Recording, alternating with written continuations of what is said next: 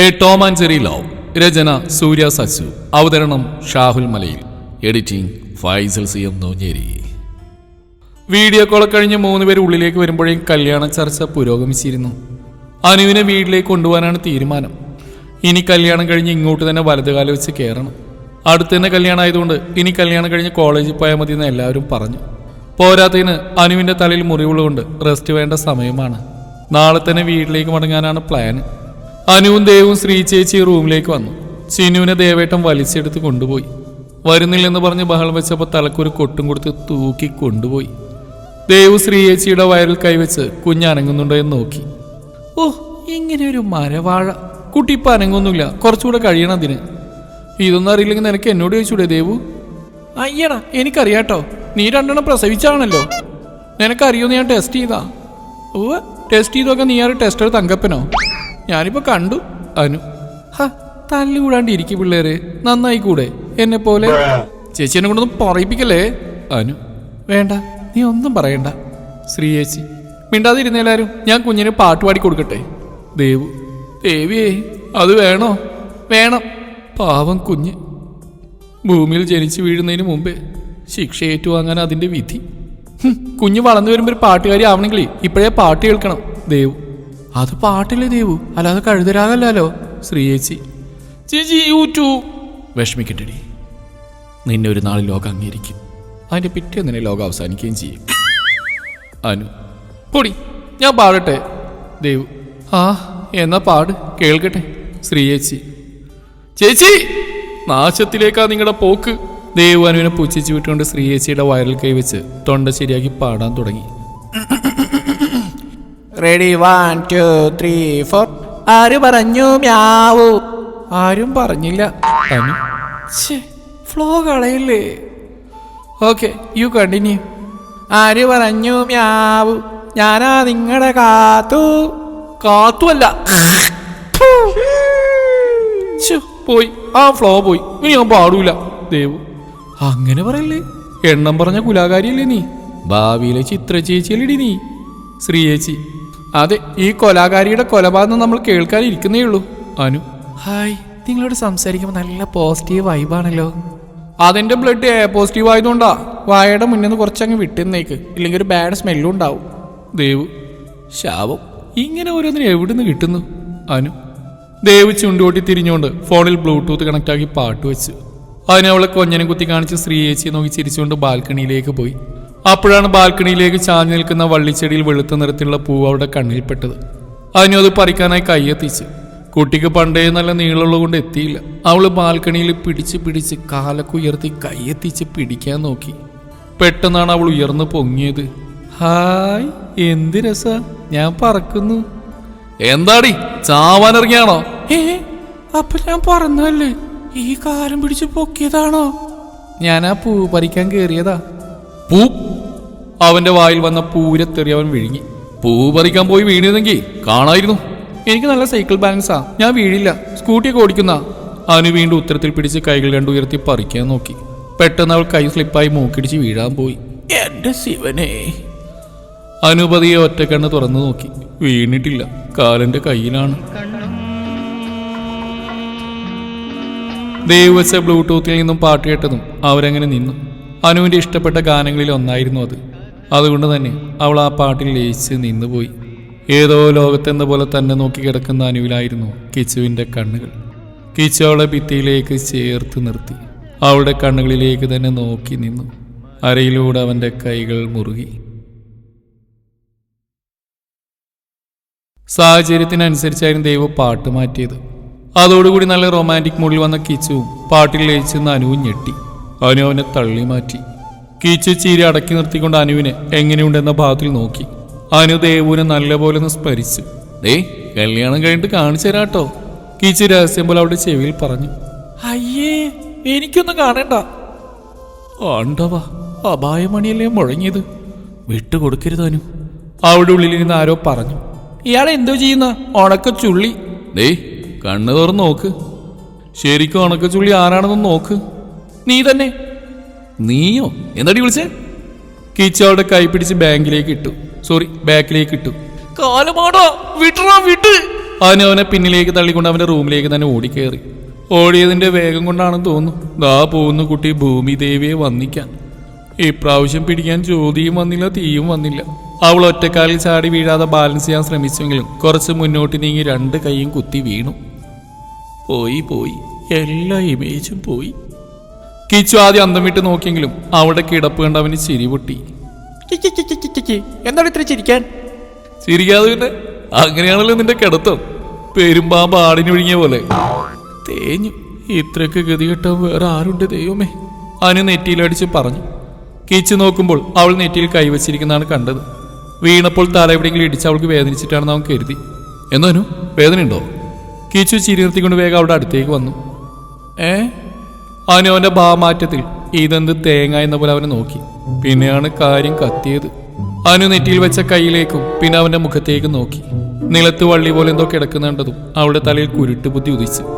നിങ്ങൾ ചിരിക്കും അല്ലെ മനുഷ്യ, ഇപ്പൊ ശരിയായി തരാം. അവന് മനസ്സിൽ പറഞ്ഞുകൊണ്ട് നെറ്റി വിളിച്ച് അവനെ നോക്കി. ഒന്നും പറയാതെ നെറ്റിയിൽ തന്നെ കൈവച്ച് തന്നെ ഇരുന്നു. കിച്ചോടെ അടുത്തേക്ക് വന്ന് മുഖം പിടിച്ചുയർത്തി കൈ നെറ്റിയിൽ നിന്ന് എടുത്തു മാറ്റി അവിടേക്ക് നോക്കി. അവന്റെ മുഖത്തെ പരിഭ്രമം കണ്ട് ഉള്ളിൽ ചിരിച്ചുകൊണ്ട് പുറമെ അവിഞ്ഞൊരു എക്സ്പ്രഷൻ വിട്ട് അവൾ അടുത്ത് കിടന്ന വള്ളി കയ്യിലെടുത്തു. കിച്ചു വീട്ടിലിരുന്ന ചെരുപ്പിന്റെ ഇടയിൽ അവൾ അത് കെട്ടി. അനുവിന്റെ മുഖം സസൂക്ഷ്മം വീക്ഷിക്കുന്ന കിച്ചു ഇതൊന്നുമേ അറിഞ്ഞില്ല. വള്ളിയുടെ മറ്റേ അറ്റം അവൾ അടുത്ത ചെരുപ്പിലും കെട്ടി. മിഷൻ സക്സസ് ആയതും അനുവിന്റെ കണ്ണിൽ നക്ഷത്രങ്ങൾ ഉദിച്ചു വന്നു.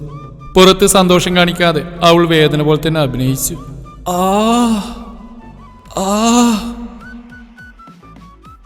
ഇവിടെയാണോ വേദന? കിച്ചു തലയിൽ കെട്ടിവെച്ചിരിക്കുന്ന ഭാഗത്ത് തൊട്ടതും അതുവരെ ഇല്ലാതിരുന്ന വേദന പെട്ടെന്ന് വന്നു. അവളുടെ കണ്ണുകൾ നിറഞ്ഞു. ഞെക്കി കൊല്ലു നിങ്ങള്. കിച്ചു നിലത്തുനിന്ന് എഴുന്നേൽക്കാൻ പോയതും അവന് വേദനയൊക്കെ മറന്ന് അവനെ നോക്കി. ഞാൻ വീണപ്പോ ചിരിച്ചല്ലേ, ഇനി നിങ്ങൾ വീഴുമ്പോ ഞാനും ചിരിക്കും. അവന് കിച്ചു വീഴുന്നത് അവൾ ചിരിക്കുന്നതും നിമിഷ നേരങ്ങൾ കൊണ്ട് മനസ്സിൽ കണ്ട് ധൃതങ്ക പുളകിതയായി. എന്നാൽ അതിനെയെല്ലാം കാറ്റിൽ പറത്തിക്കൊണ്ടായിരുന്നു കിച്ചുവിന്റെ നീക്കം. അവൻ അവിടെ 2 കൈയിലും കോരിയെടുത്തുകൊണ്ട് എണീറ്റു. അയ്യോ പൊക്കല്ലേ പൊക്കല്ലേ വീഴും അവന് പറഞ്ഞു. കിച്ചു ആടിയാടിക്കൊണ്ട് അനുവിനെയും കൊണ്ട് നിലത്തേക്ക് വീണു. പെട്ടെന്നായതുകൊണ്ട് അവനൊന്നും ചിന്തിക്കാൻ പറ്റിയില്ല. കയ്യിൽ അവളുള്ളതുകൊണ്ട് മുന്നിലേക്ക് ആഞ്ഞുകൊണ്ടാണ് അവർ വീണത്. അനു അവന്റെ കയ്യിൽ നിന്ന് ഉരുണ്ടുരുണ്ട് കട്ടിലിന്റെ അടിയിലേക്ക് പോയി.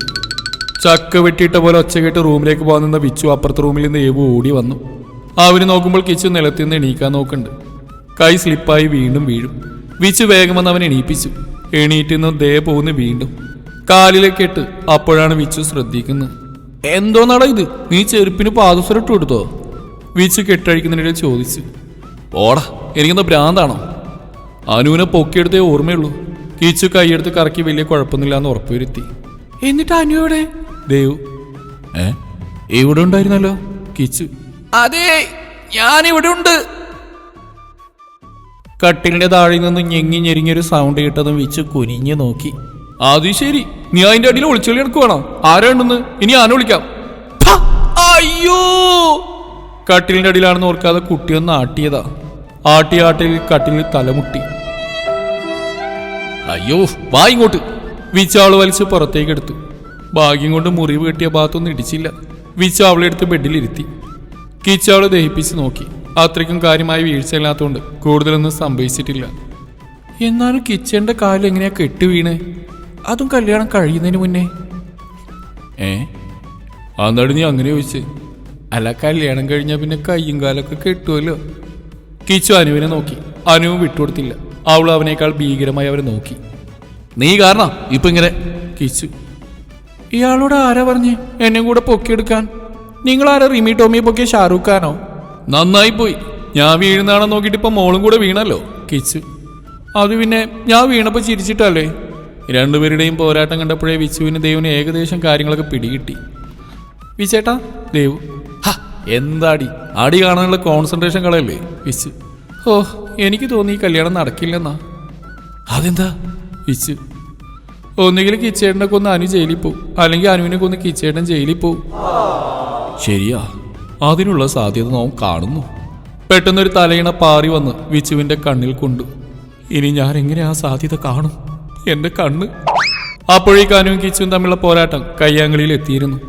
വിച്ചു വേഗം വന്ന് കിച്ചുവിനെയും ദേവിനെയും അനുവിനെയും പിടിച്ചു വെച്ചു. രണ്ടും തമ്മിൽ ചേർന്ന് പിള്ളേരുണ്ടാക്കാനായി. എന്നിട്ട് ഇപ്പോഴും രണ്ടും പിള്ളേരെ പോലെയാ. കല്യാണങ്ങാനും മുടങ്ങിയാലേ ഒരു ബിരിയാണിയാ മിസ്സാവും. നീ ഇങ്ങോട്ട് വന്നേ. ദേവു അനുവിനെ പിടിച്ചു വലിച്ച് റൂമിലേക്ക് നടന്നു. അപ്പോഴേക്കും അതിന് തിരിഞ്ഞു നോക്കി കിച്ചുവിനെ കൊഞ്ഞനും കുത്തി കാണിക്കുന്നുണ്ടായിരുന്നു.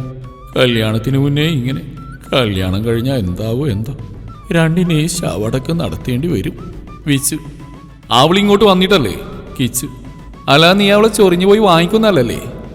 അല്ലടാ, സത്യമായിട്ടും നിന്നെ എനിക്ക് അറിഞ്ഞൂടാ തെണ്ടി. കിച്ചു അതിനൊന്ന് ചിരിച്ചു.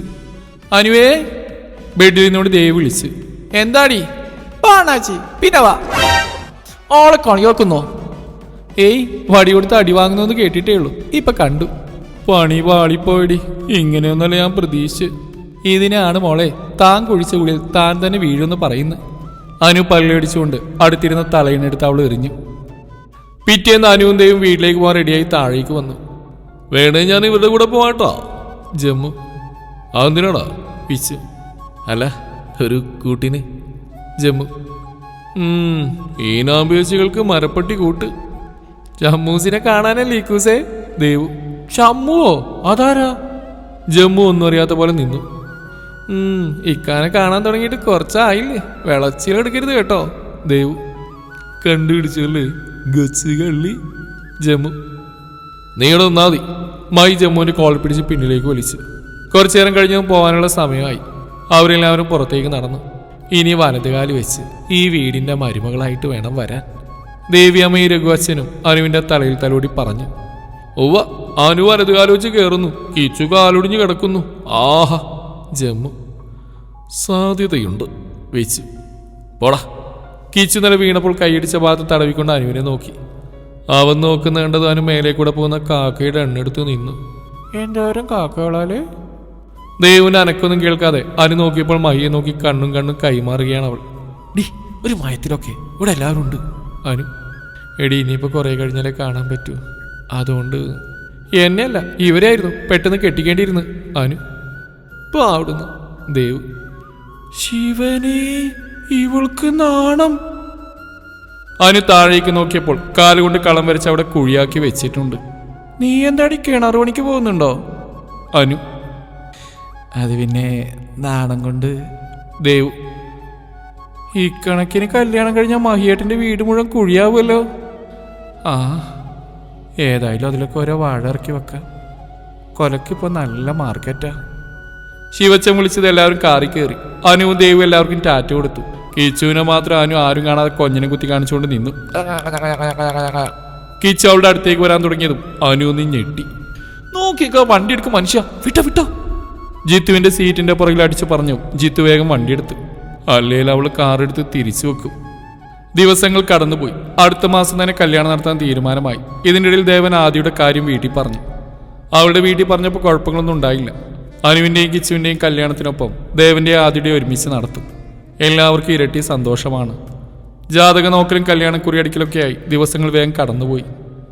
പ്രിയു, കാറ്റുപോലെ കിച്ചുവിൻ്റെ ശബ്ദം കാതിൽ പതിച്ചും അനു ഞെട്ടി കണ്ണുറന്നു. തോന്നിയതാണോ?